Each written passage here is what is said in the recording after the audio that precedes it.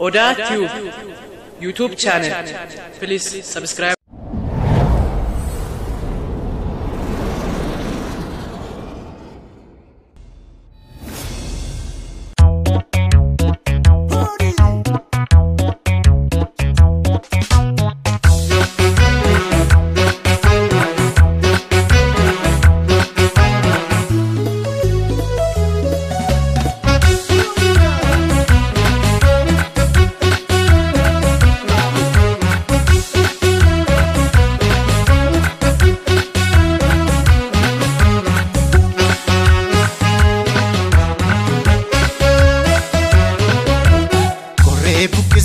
Konne facamne bishamiti barati gangudifne Okollo genya yogo yenyatu warri chalise taida watu wayoy Bekia komoko oma funkatu jarri amana sabanyatu Bekia komoko oma funkatu jarri amana geronyatu Bukisne konne facamne bishamiti barati gangudifne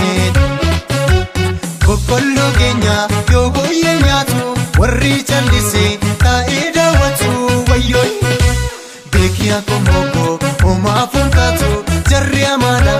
sabanyatu Bekia komoko oma funkatu jarri amana geronyatu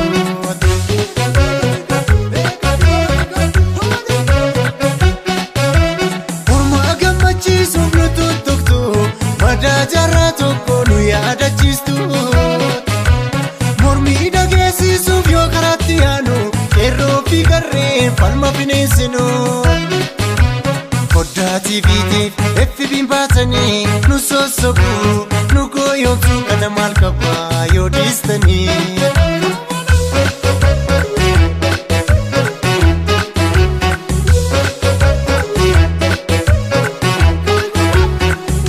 Gatis dagabura baletiso dagabura wallotiso dagabura uranatis dagabura dagamiti kanu barbanu yacholle malle nagada malle chichirama maras chichirama porus chichirama nunje chairorida chichirama Dafanuf kaya wang kabatama Chichirama maras chichirama porus chichirama Nunje chaino lina chichirama Dafanuf kaya wang kabatama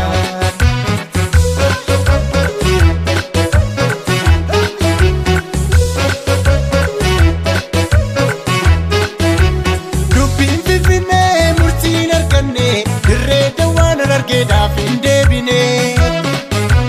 Osoma bektani mafaka jallistu Kabeenyo romoda mafurma saamsistu Sangaa dalchisuun raadama seensitu Gochaaf jechi keessa yoo boolingitu Sangaa dalchisuun raadama seensitu Gochaaf jechi keessa martuu shira qaba walingitu Dubbiin herregaa kunnuuf hin taane Fureda unsa de kuda tokore Oso duga kamnu erga dararamne Hida pachecha erga nuranamne Borji jiramtu obsine male Hida amumiti kun hida damale Dubbin erga kunnu fintane Dursa mana kesa hida amname Erro fi karre moti jijirama Gotota kenyas me walitti hama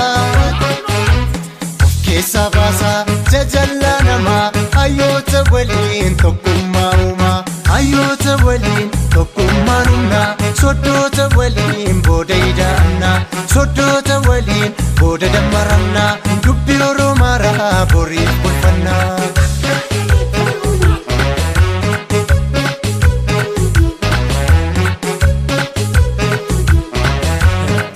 Walitti baquu mun jettanii immoo eenyutu eenyutti baqa Shireedhaaf darraan Oromoo furataadha Duraanuu sin beekna ilmaan abbaa tokkooti isintu waliif garaadha Kan nutti jabaate bobaan akkanyaa jala harkisnee sin baasuudha Kolfaa gubannaa kanaan gowwaa nu se'uu yeeda.